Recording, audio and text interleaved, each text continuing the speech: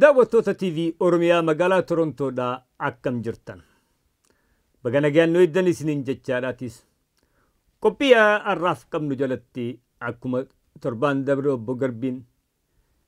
haala deemaa jiru hiriira deemaa duree fi qabsoo takkaafuu wal'aansoo daa'imman keenya barattoonni keenya itti jiru laalchisee keessummaa cimaa isinii qabatee dhiyaatetti. Anis har'aan tana keessummaa cimaa amantii islaamaa irraa qabadde isinii dhiyaaddeetiin jira. Odoon ifiin keessummaa keenya isinii dhiyeessina durattiin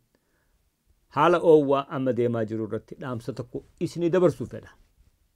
Kunis akkuma baay'een keessan dhageessanitti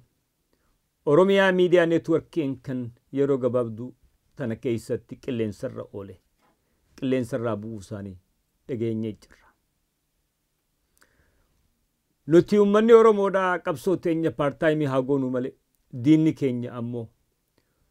humna guutuu halkanii guyyaa marxifateeti nurratti bobbahaa jira. Haga har'aan tanaa uummanni Oromoodhaa burqaan madda oduudhaa suduuda tokko qulqullaarraa ture. Kan Tigreen ittiin ajajju kan biyya keessaa deemu qulla ture. Har'aan tana uummanni Oromoodhaa madda oduudhaa kan kijibaa kan Tigree qullaa osoo hin ta'in kan dhugaadhaa irratti hojjete. Oduu addunyaa irra deemtuu fi uummata Oromoo keessatti fi naannawa isiidhaatti deemtu hundaa kan bifa madaalaween dhiheessuuf Oromiyaa miidiyaa neetworkii argachuun gammachuu guddoodhaan fudhatee ture. Nu hundinuu irratti bobbaanee akka hojiirra oolu gochuun keenya waan bara kana keessatti calaqqifne agarsiifne takka keessaa takkaafuu injifannoo guddoo takka ture. Har'aan tana ammoo qilleensarraa dhoomuun kun amala qabsoo keessaa tokko. Diinni keenya Oromiyaa miidiyaa neetworkii hagam takka haga sodaatee agarsiisa. Tigreen har'aan tana madooytee jirti. Haalli har'aan tana dargaggoota keenya irratti uumame Tigreen tan hundeedhaan madooyte taatee jirti. Ilmaan Oromoodhaa hijaa tana dagachuuf illee hin taa'u. Ammoo injifannoo galmeeffachuu qullaa osoo hin tahin tursiisuudhaaf Oromiyaa miidiyaa neetworkiin deebi'ee qilleensa irratti akka deebi'u gochuu qullaa osoo hin tahin haalli kun fuulduraafis akka hin mudanne gochuudhaaf kan dandehamu deeggarsa keessan qullaadhaan. Bifa qindaa'een bakka ijaaramtan hundattuu bakka hawaasaa jirtan hunda irratti dhaamsa isaan isinii dabarsan fudhattanii deeggarsa isinirraa eeggamu yoo hin goone qilleensarra ooluu hin danda'u. Tanaaf jecha arra deebi'ullee boru diinni keenya dha'uunsaa hin oolamu. Kan irra aanuu dandeenyu diinagdee qullaadhaan ilmaan Oromoodhaa bakka jirtan hundaa'uu hoggaanii fi dirmadhaan dhufte haa dirmannu isiniin ja'a. Gadaawwattoota keenya kana ifaan jee booda itti fufa qophii dabartee irratti as deebisuudhaaf obbo Garbiin torbaan dabre luba Dr. Mazgabuu Abdiisaa Tuchoodhaa isinii dhiheessee ture waldaa amantii kiristaanaarra. Har'aan tanaanis amantii islaamarraa sheeka cimaa kan tahe Sheek Muhammad Saanii Shankiffee isinii qabaddee dhihaadheetiin jira. Sheeka afeerraa keenya fudhattanii ulfeessitanii istuudiyoo TV Oromiyaa magaalaa Torontoo kanatti argamuu keessaniif galatoomin isiniin ja'a. Galatooma isinillee asitti afeeruu keessaniif. Galatoomi sheeka mee ji'a dabre kana keessa dhugumatti biyyarraa oduu silaafuu namuu quba qaba. Ijoollonni keenya abbootii isaanii kan lafti irraa fudhatamee biyya isaarratti baqataa tahe akka hantuuta dheefa hantuutaa kan godhatu qeetti bakkatti baqattuu dadhabdee if duuba deebitetti afaan ibiddaatti as garagalte. Ijoolleen mootummaan Tigreetis kan naasuudhaa fi suukannii hin qabne ijoollee daa'imman qawwee harkaa hin qabne dhagaa harkaa hin qabne tan billawa harkaa hin qabne qawweedhaan ajjeeftee fixxe. Mee dura ijoolloota kanaaf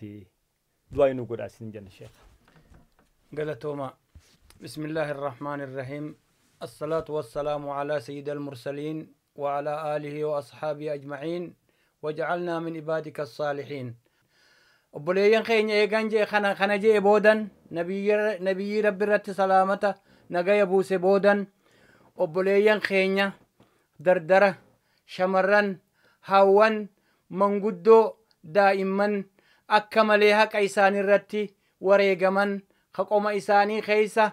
rasaasan rukutaman haadha fi abbaan isaanii isaan duran rukutaman isaan kana rabbiin waan isaan rukutamaniif san jannata lubbuu isaanii rabbi haa kennuuf jecha du'aa'ii isaanii godha. Rabbiin jannata isaaniif haa kennu.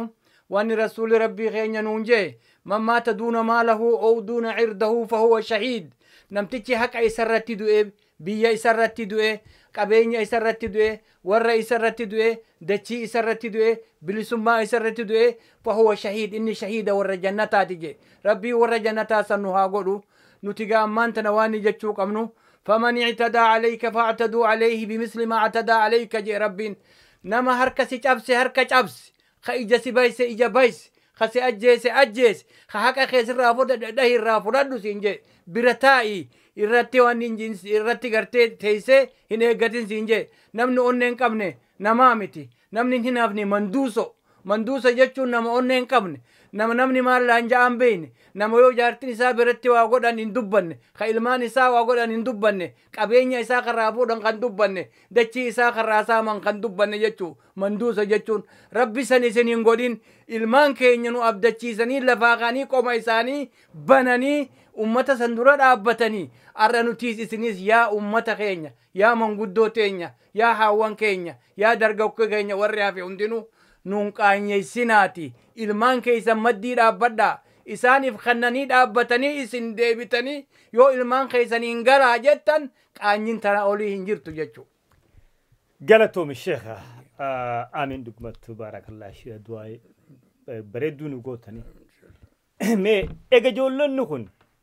haqarra dhumuu isaanii walii galle arraan tana biyya keessa sodaa Tigreetiin haa ta'u garaadhaaf haa ta'u namoonni tokko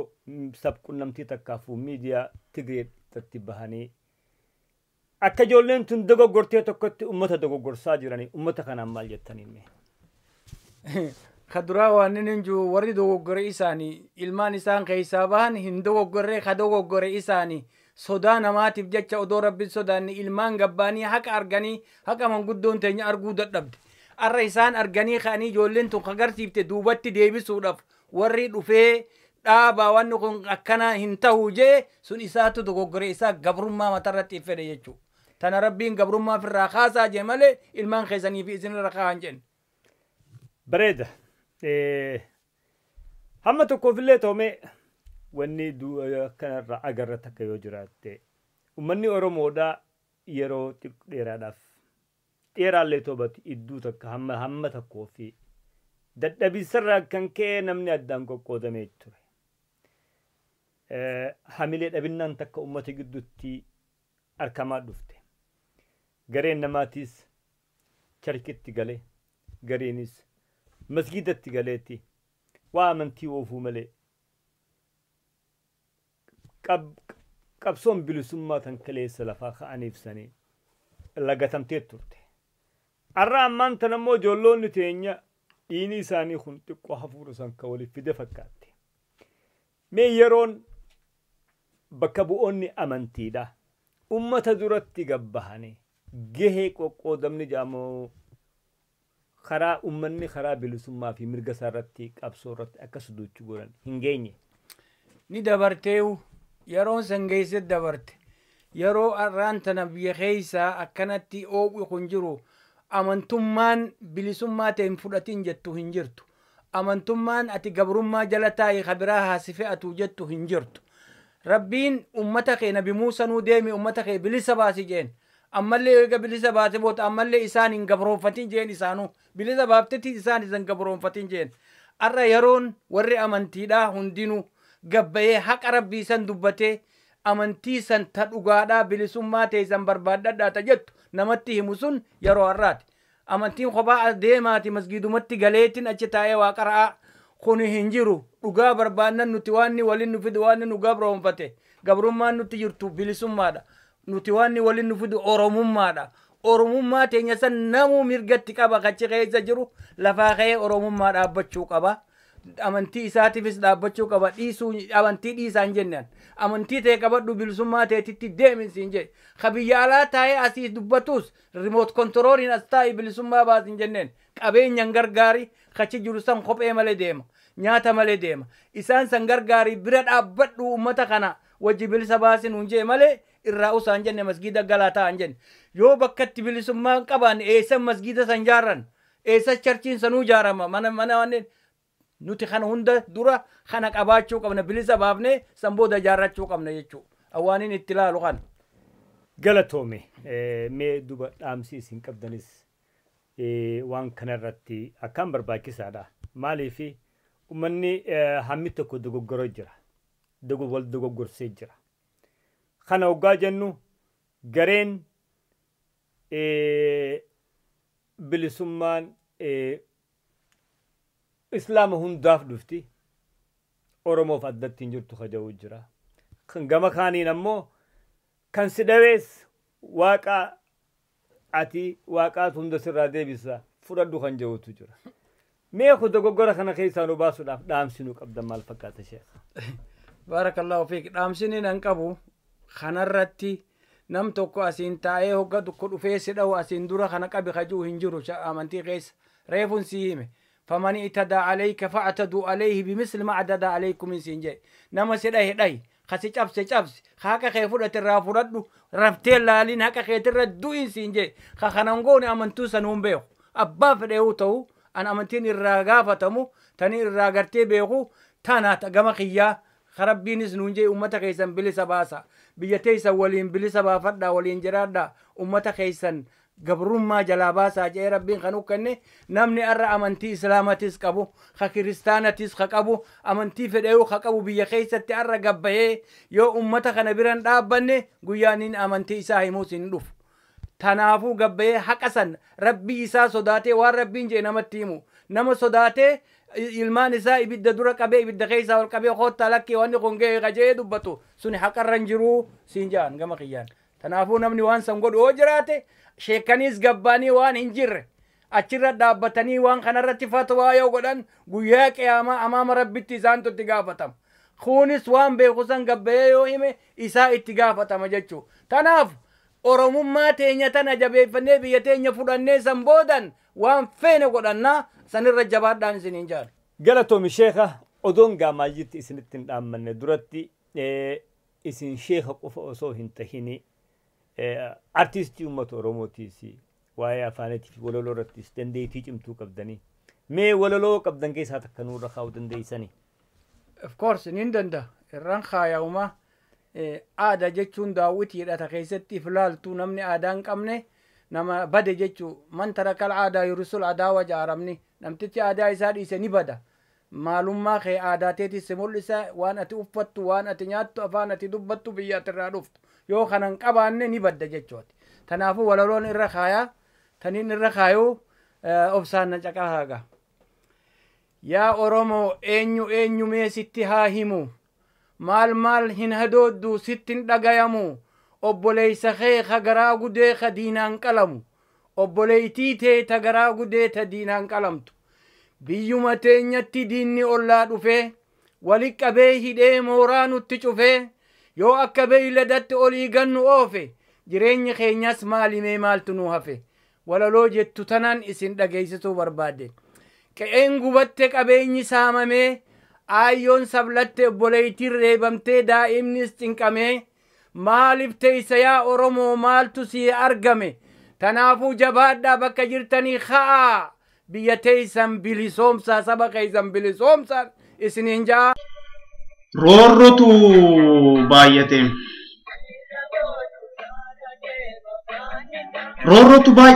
daanga darbee dhuuggate namummaa keenyatu tuffatamee sariillee hin qabne dhiigni ilmaan keenya bilaasha yabaabulaan dhangala'e namummaa darbatteeti nyaamni bineensa nutti taate bineensi guyyaa yuusee ilmaan sabaa qulqulloo ajjeese abdii egeree orombiyaa dhabamsaaf nutti wal bobbaase guyyaa saaf rasaasa xaaxesse anaan jaalawwan koo anaan sabboontota koo gaafii haqaan baatanii biyya namaa seetanii harree fi heerri fi seerri caaffata waraqaa kan hojjetu seetanii araddaa qophaayyotti daandirra kuftanii silaasii biyya abbaan qabne harreen galmaamanii kanuma mirkaneessuu fi wayyaaneen agaazii isinitti yaasanii qeheen Maammoo Mazammir qeheen daraaraa kafanii har'as inni hin qorre imimmaan hawwanii ta'ee madda bishaanii gandi jaagamaa badhaane har'as diinaf hin oggolle sodaachisaaf marfiin duubatti hin deebine ardaan madda walaabuu qeheen safuu qabu qeheen Huseen Bunee qeheen waaqa guutuu diinummaan wayyaanee kan ifaan mul'ate jaalawwan kichuu egeree kan dirreetti rasaasa waaddite qeheen goota duruu guutu qeheen goota duruu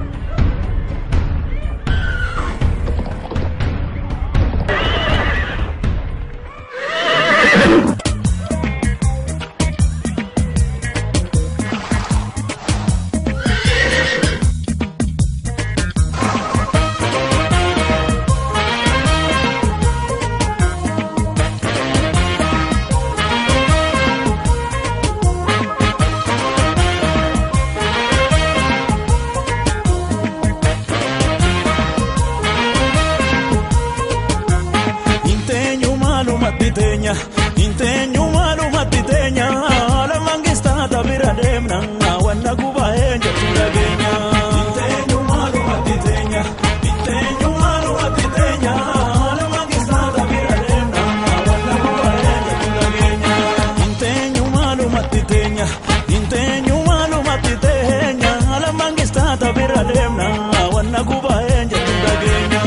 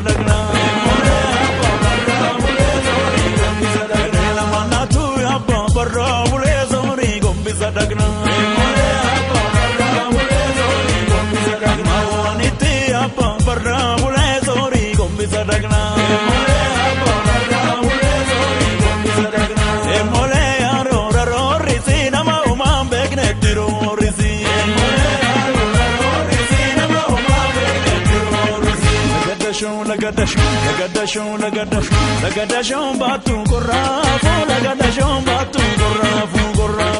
bariko bankatu korrafu emolea barrashe lelo bardage emolea shamarmare aganama wagni sarmare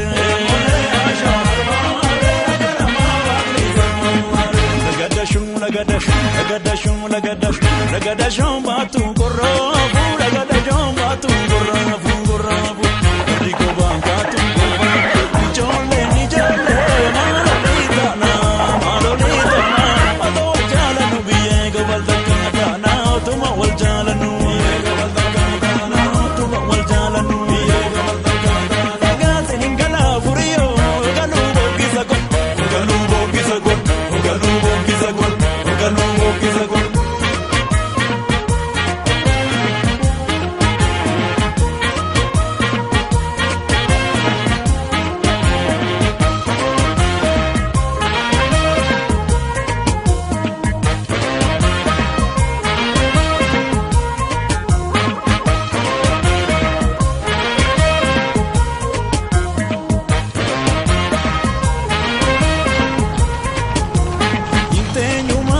titenya Intenyu maluma titenya La mangista tabira demna Wana kuba enja kudagenya Intenyu maluma titenya Intenyu maluma titenya La mangista tabira demna Wana kuba enja kudagenya Intenyu maluma titenya Intenyu maluma titenya La mangista tabira demna Wana kuba enja kudagenya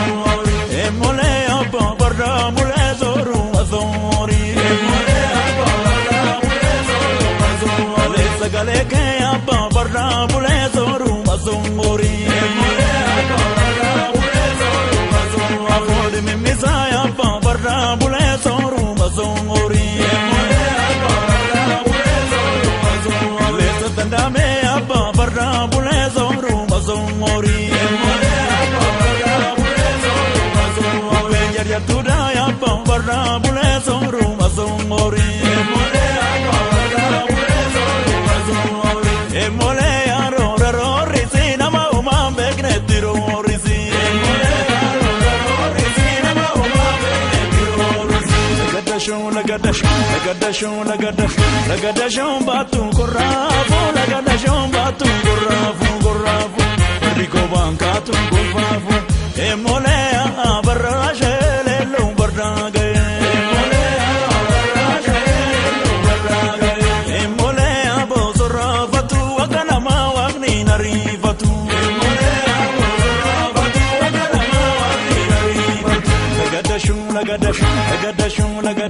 lagadashon batu korafu lagadashon batu korafu rico bankatu korafu ijole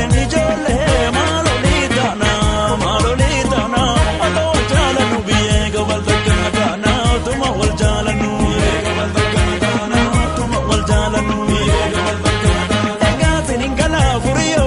galu bogisago